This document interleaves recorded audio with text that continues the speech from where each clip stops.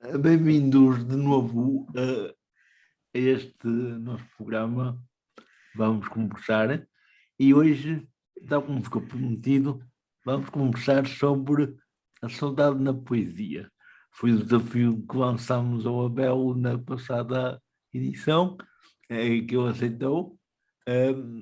Vamos ver como é que ele sai desta, porque a poesia está carregada de saudade, e a saudade está carregada de poesia muitas vezes. Abel, boa noite, obrigado pelo teu regresso. Eu gostaria que tu nos falasses um bocadinho sobre isto de como é que tens encontrado o tema saudade nas poesias que vais lendo, porque tu lês muito, não é? Pronto, é natural que encontres alguma poesia a falar de saudade, ou, porque a saudade é uma palavra tão portuguesa que é quase impossível que todos os poetas não falem um bocadinho da saudade. Eu, quer dizer, primeiro confessar que é um tema que me encanta, mas eu não gastei muito tempo a preparar aquelas intervenções escolásticas ou literárias de fazer história, isso não. Eu gosto de refletir sobre este fenómeno. Como acabas de dizer, a poesia muitas vezes reflete a saudade.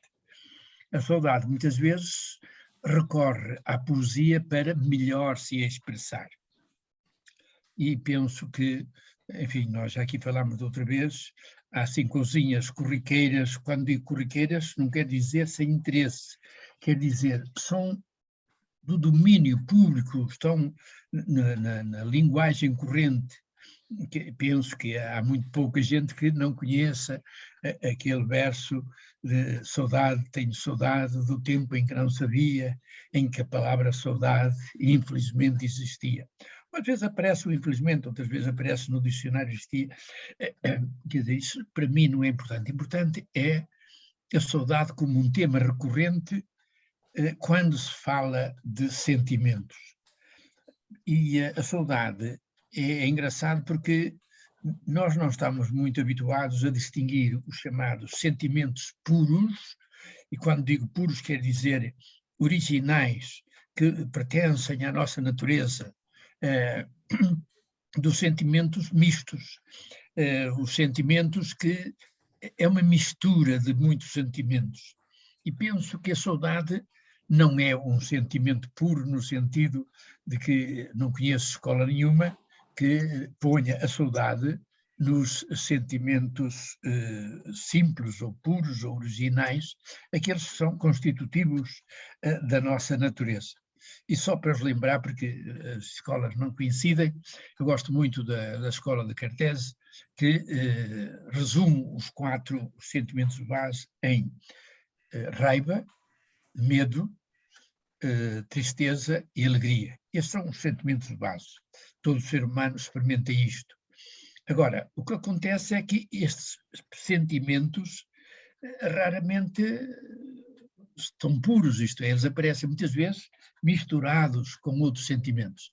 A saudade, por exemplo, penso que ela tem um misto de tristeza e tem também um misto de alegria, porque a saudade é um recordatório. No análise transacional dizemos que muitas vezes a saudade proporciona o descongelar coisas passadas que foram muito agradáveis. E o povo até diz recordar um amor. É recordar é viver, recordar um amor é amar outra vez, tal como recordar uma dor é sofrer outra vez. E até é engraçado que, por exemplo, a análise transacional gosta de simplificar as coisas e diz que nós humanos podíamos separar-nos em 2 grandes classes. Aqueles que, frente à vida, a olham como uma festa, uma oportunidade a aproveitar cada dia, em cada momento. Outros olham a vida como uma carga, uma cruz que há que levar ao Calvário. E depois, conforme a perspectiva de cada um, vai colecionando enfim, os fenómenos que justificam que ela é uma cruz e não lhe falta matéria, e deixam escapar, deixam passar ao lado todas aquelas oportunidades para que os outros aproveitam bem para dizer, apesar das cruzes que tem, a vida é uma festa, é uma oportunidade de ver a coisa mais maravilhosa do mundo, que é ver um homem crescer. Crescer no sentido de crescer-se, sobretudo porque nós crescemos em comunhão, crescemos graças aos outros e depois, a partir de determinada altura, se os outros que nos ajudaram a crescer também nos ajudaram a tomar consciência que ninguém pode crescer por nós, e portanto nós precisamos é de aprender a crescer-nos, e quando a gente descobre isso, a gente não tem saudades, a gente tem boas recordações, doces memórias de coração. E tudo isto se presta depois à poesia. E eu não sei o poema todo de cor, mas é engraçado quando podia, mas isso pode-se ver na internet, quem quiser que vá lá ver, basta ver Almeida Garrett e pôr lá Asas Brancas, por exemplo, e há um poema que nós naquele tempo gostávamos de decorar, e eu sei que houve até um beneditino, Dom Mauro Fábregas, que era um monge espanhol que vivia em Cocujães, penso que foi dos últimos beneditinos que viveram no mosteiro de Cocujães, onde hoje penso que são salesianos. Dom Mauro Fábregas musicou esse poema, e eu conheci aqui um frade também, beneditino, Dom Mauro, do Padre Amaro, como ele é conhecido, que há uma gravação dessa música das Asas Brancas. Eu tinha umas asas brancas, repara como aparece aqui a saudade, mas na sua tónica de tristeza.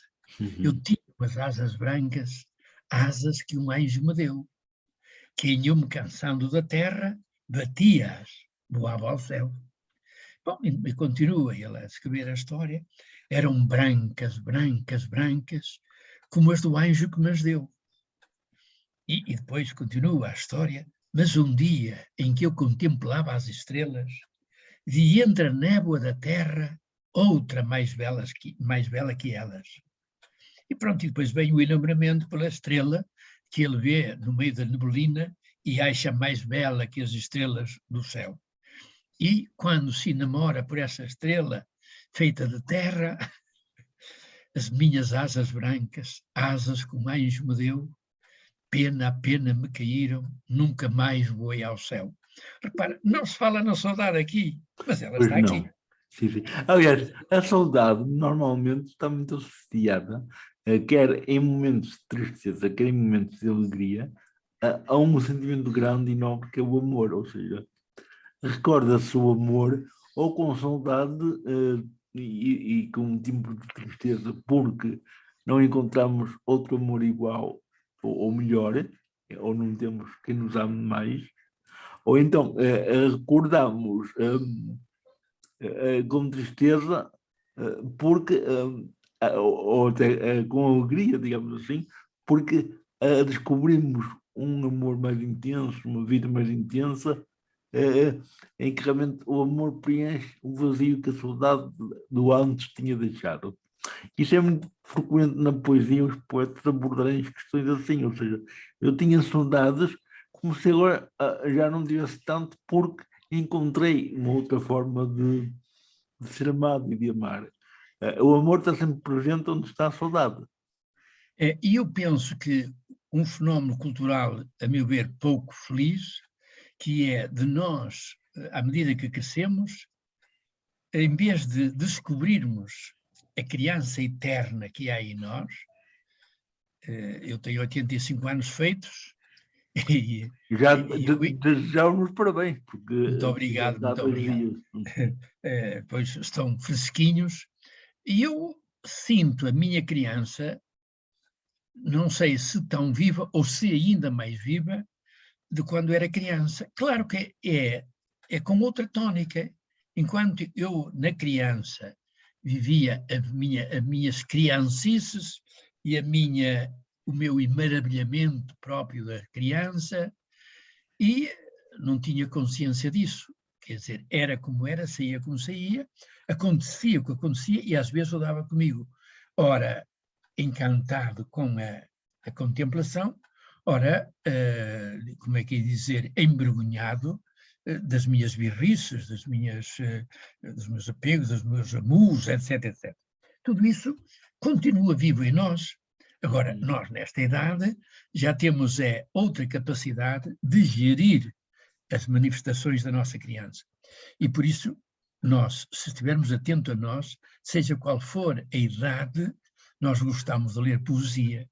De vez em quando até descobrimos que também sai poesia, algumas vezes em forma literária mais apurada, outras vezes simplesmente, e a gente até criou um ditado também pouco simpático, que é: quem rima sem saber, como é também não, quem rima sem querer é burro sem saber. Quer dizer, assim, parece-me que é assim o ditado.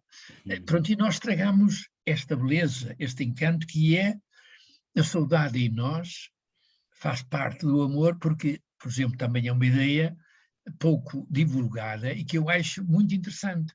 O amor tem sempre, usando as palavras gregas, tem sempre 4 dimensões. Todo o amor implica eros, desde aquele encantamento por um homem bonito, por uma criança bonita, por uma mulher bonita. A beleza também nos toca e o corpo vibra, e isso chamamos eros. Portanto, todo, claro que o erótico, não sei, a exploração do eros. Quer dizer, ficar de tal maneira preso ao eros que amor é eros. Ora, todo o eros é para aproximação, é atração, mas como que pede que isso passe a filia, a uma amizade, a um entendimento de almas, de corações, essa história toda, intelectual, essa história toda. E toda a filia visa o ágape, a festa. Mas tudo quanto nasce é para morrer.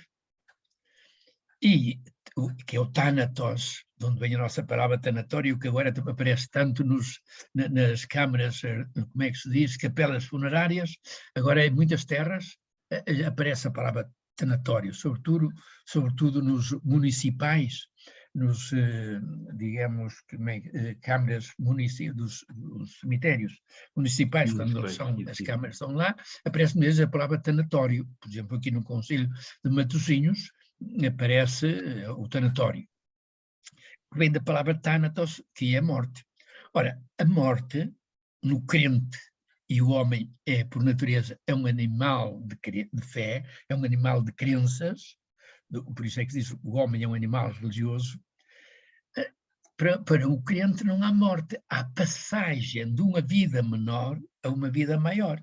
Portanto, o amor tem esta missão, apega-se-me pelo eros, que é imanente da nossa imanência, tem manifestações ou atrações, tem uma química eletrobioquímica, as hormonas, etc. Mas a missão do eros é passar à filia. E todo o amor que não vira a amizade depressa morre. Agora nem tanto, mas... Agora nem tanto, agora nem tanto. Sim. Mas, quer dizer, é importante, digamos, ir descobrindo que aquilo que a princípio tanto mexia com o nosso corpo, a partir de determinada altura, tudo isso como que baixa de tónica e aparece aquilo que nós nunca pensámos do amor, prende-nos aquilo que é a comunhão das almas. É engraçado. Que então, é o mais belo. É o mais belo. Entretanto, tudo isso, digamos, pede que se cumpram, pede que em cada um se cumpram as leis do amor, que é, aliás, que o poeta francês também disse, não é? Hoje amo-te mais do que ontem, mas menos ainda do que irei amar-te amanhã. Porque o amor tende a crescer. O crescer é morrer para o ontem e nascer para o hoje, na esperança de que amanhã, se me for dado viver, eu já arrancarei para o amanhecer com a sabedoria alcançada no meu passado, concretamente no dia 2, que amanhã me fará mais interessante. Se percurso for esse, a saudade nunca tem um tom tão triste, porque, Nunca tenho tom triste, pois, tenho o tom libertador, porque eu penso que libertador. já da outra vez contei a minha experiência de saudade aos 12 anos, que gosto muito de a contar porque foi uma experiência de saudade vivida em pele, na minha pele, visceral. Eu não consegui conter as lágrimas devido à pressão social em que estava naquele momento. Eu corri para a casa de banho antes que me vissem chorar. E esse sair da sala onde estava num grupo de alunos a estudar, a preparar as aulas da manhã, e de repente eu vejo pela janela, no lusco-fusco do anoitecer, eu vejo uma paisagem que me lembrou a paisagem da terra, da casa onde eu nasci, as árvores despidas. Eu lembro que era um castanheiro que estava e eu conhecia tão bem aquelas imagens lá da quinta que os meus pais faziam, que aquilo lembrou-me tudo. Eu estava aqui há 2 meses, 3, sem um beijo da mãe, sem um abraço dos irmãos, sem uma birra, sem aquelas coisas todas que fazem o dia-a-dia numa família onde o amor faz parte tão real e de tanta festa como faz parte as brigas cotidianas, mas que entre irmãos tudo está bem. E o que fica não é as brigas, o que fica é a saudade daqueles momentos. Então ele não tinha, e a saudade apoderou-se de mim. E eu não conseguia estudar, comecei a querer trabalhar e as lágrimas começaram a pingar. Então eu, disfarçadamente, levantei-me, fui à mesa pedir licença para ir à casa de banho, disfarçadamente, e como quem estava aflito, e fui para a casa de banho chorar. Isto tinha eu 12 anos.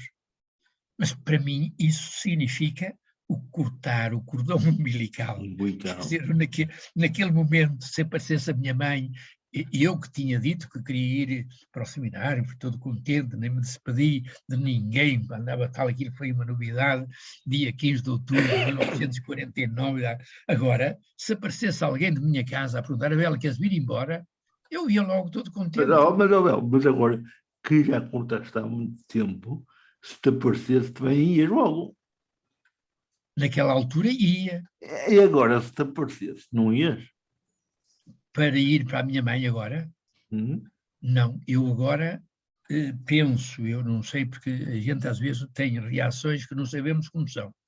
Naquilo que eu penso que faria e gostava de fazer, era Deus louvado, porque a vida nos separou já, porque cada um de nós nasceu, e nasceu naquele tempo, para cumprir aquela missão, nasceu com a sua identidade feita daquelas circunstâncias em que nasceu, daquelas circunstâncias em que cresceu, para cumprir aquela missão onde cumpriu. A minha mãe cumpriu a dela. E tu, quando cumpris a tua, não há uma restiazinha no meio da saudade que fica de esperança de poderes reencontrar-te com as pessoas que fizeram parte de toda a tua história numa outra parte qualquer? Quando, por exemplo, sucede que às vezes, ainda sucedeu há dias, não muitos, a propósito de uma crónica que eu escrevi no Gaiato, em que eu falava de um besouro morto que estava debaixo do altar morto, mas estava com aquela beleza dos besouros, das abelhas, aquele macho que tem um jogo de preto e de amarelo, etc. E ele estava como que mumificado, estava ali morto, mas bonito como é em vida. Pronto, e eu peguei naquele flash e descrevi. Há um colega meu que não nos vemos há quase 60 anos, trabalhámos lado a lado no Banco de Borges, e ele, este gajo, doutor Abel, eu tive um colega Abel, ele gostava muito do Gaiato, é capaz de ir. E então liga para o Passo Sousa, pede o meu contacto e entra em contacto comigo. Eu não consegui lembrar-me dele. Ele, entretanto, como eu conhecia-o por Miguel, ele dizia João Miguel, e eu por João Miguel não me lembrava, por mais que ele ajudasse, eu não fui lá. Entretanto, ele disse, é que eu costumo ler o Beato, eu sou sou assinante, eu de vez em quando até gosto de dar umas migalhinhas aí para a obra e gosto muito do Calvário. Eu sabia que tu que tinhas uma paixão por isso e tal, e eu telefonei para Paços de Sousa e deram-me o número. E ele mandou-me depois uma carta com o cartão do Banco Borges, em que era ele o rapaz novo que eu conhecia. Eu, quando o vi, eu não conhecia outra pessoa senão Miguel. E quer dizer, nós falamos de tudo isso. Foi uma festa. Agora, eu não sei isto, por isso é que eu digo, é um fenómeno cultural e a minha cultura já não dá para cultivar negatividades. A minha cultura já não dá para alimentar saudades. A minha cultura, neste momento, dá para alimentar a ação de graças de ter tido no passado, aquilo que hoje gosto de chamar, não saudade, mas doces memórias do coração, eu olhar para trás e ver a minha vida cheia de doces memórias do coração e o meu coração ainda sonhos de que, se eu tiver mais dias para viver, novos dias sejam ocasião para novos sonhos. Bel, praticamente falando, eu deduzo que tu, enquanto puderes sonhar, não tens grande espaço para alimentar saudades porque acreditas que o que está para vir vai ser melhor. Eu penso que é isso. E quando eu falo na criança e digo que tenho pena que o comum das pessoas nunca se deem ao trabalho de estudar que fenómeno é esse da criança em nós.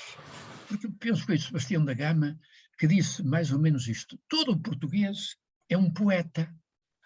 E o poeta é aquele que consegue reunir na mesma pessoa, em momentos diferentes muitas vezes, a ternura de uma criança, o entusiasmo de um adolescente e a ponderação de um adulto. Eu gosto de encarar o português, encarar o adulto, nós que vivemos neste cantinho à beira-mar plantado, gosto de olhar para nós como pessoas, como é que é dizer, predispostas ao cultivo da ternura. E quando nós cultivamos a ternura não tem idade. A ternura dos 40, que cantou o nosso, como é que, já nem sei como ele chama, mas sei que era bancário, que cantava a ternura dos 40 e o meu pai, meu velho, etc. Sim, sim. Lembra-me... Eu já lembro agora, mas eu não me recordo. Sim, mas é só para vermos que a poesia, a música, tudo está cheio de saudade. E habitualmente é tida como quem me dera ter agora aquilo que eu já tive. Eu penso que, fruto de trabalhar a minha criança interior e viver encantado com ela, eu quero é ter, até ao último dos meus dias, e gostaria, já aqui disso algumas vezes, que eu gostaria que a minha última palavra fosse obrigado. Se tu, Américo, estivesses presente e eu já não pudesse falar e pudesses olhar-me nos olhos e eu, com certeza, abrisse para ver os teus, eu diria, Américo, que vão ter-te conhecido. Até já. E isso é sempre possível, porque... Claro, isto não é por saudade, isto não é saudade. Não, eu isso não tenho é... saudades nem de viver, nem de morrer. Isso eu é mais do que acrescentar à vida. Sei que a vida que é isto, e como a mim até já me foi dada, ou está a ser dada, uma boa fatia e de boa qualidade, repara, nem toda a gente chega aos 85 e, como diz os meus filhos, aos 85 e com essa cabecinha que tens. Sim. Quer dizer, isto nós sabemos que isto já não é vulgar, então eu só tenho a dar graças de, enfim, chegar a esta idade, portanto já é uma boa fatia, 85 já é uma boa fatia, e de muito boa qualidade, porque realmente eu aqui não deixo aninhar muito sentimentos negativos. Já sei que o sentimento em nós é sempre corrente alternante, não é?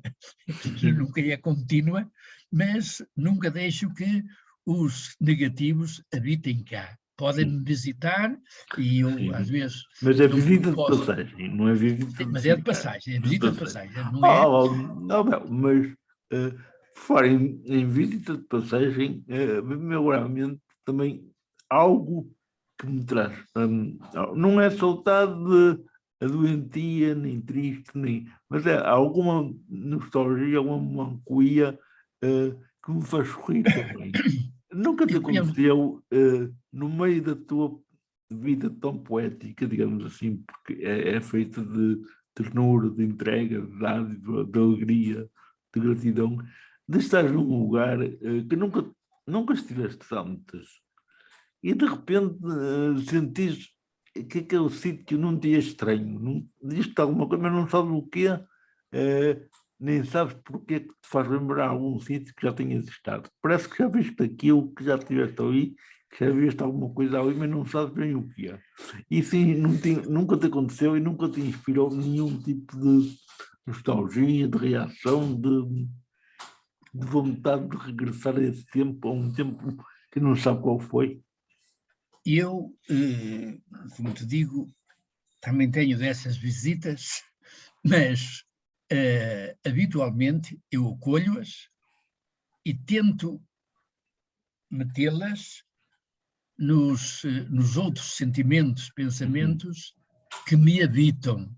Não é daqueles que me visitam, é que me habitam. E habitualmente em mim habita uma coisa que aparece em alguns livros, por exemplo, já aqui falei, um livro, penso que é o último livro daquele Carreira das Neves, que tinha um programa na televisão sobre a história bíblica, etc, etc. Ele foi um professor da Católica, de grande nomeada, e, enfim, tinha um programa na televisão que parece-me que demorou anos. Agora não sei como é que... Sei que era o Carreira das Neves, penso que era É uma vez por sim. semana, e era um historiador, enfim, curioso. E o último livro dele é Saudades de Deus.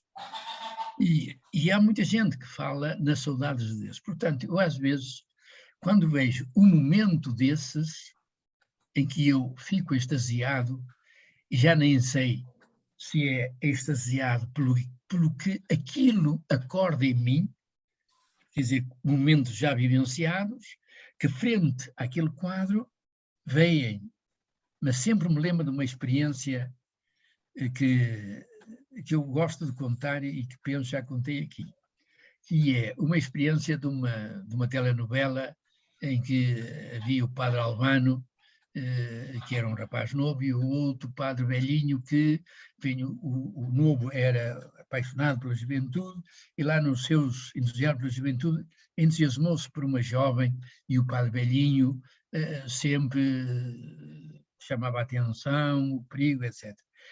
E ele um dia, eles gostavam muito de conversar e tinham diálogos, ele e a jovem, muito interessantes.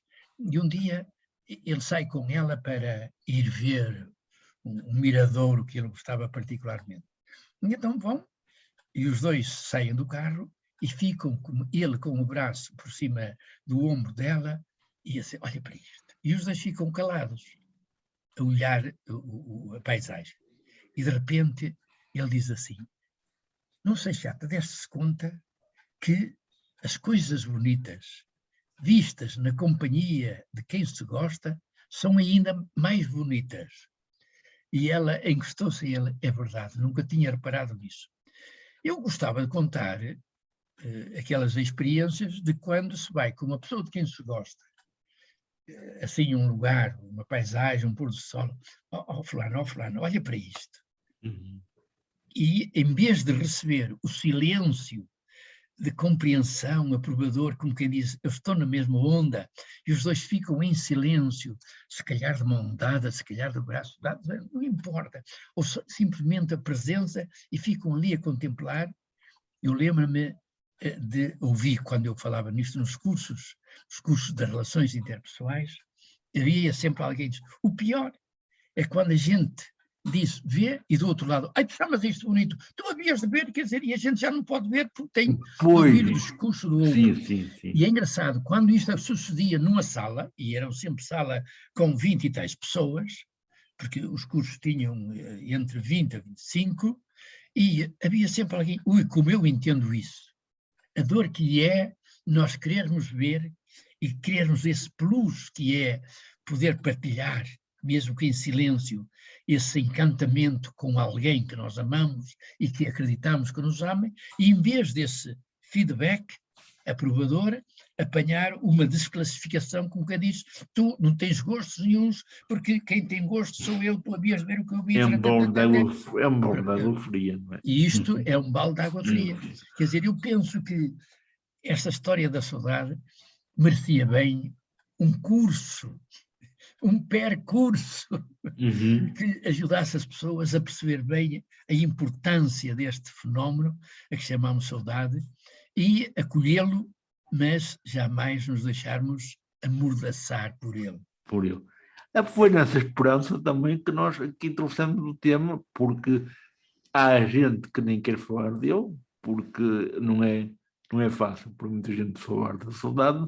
Para nós ainda bem que há saudades, ainda bem que se pode ter saudades porque se tem memórias, e a minha memória diz-me que o nosso tempo está a esgotar-se e que também vamos ter mais oportunidades de continuarmos a conversar sobre cada tema que nos vai surgindo em cada momento, que é uma oportunidade de fazermos um caminho, um percurso que nos leva a uma eternidade de felicidade, mesmo aqui ao pezinho já.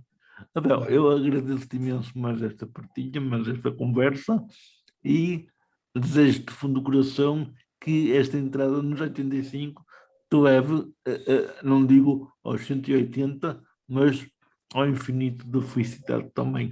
Um grande abraço e até ao próximo programa. Obrigado, Américo, e a todos. Obrigado, Deus.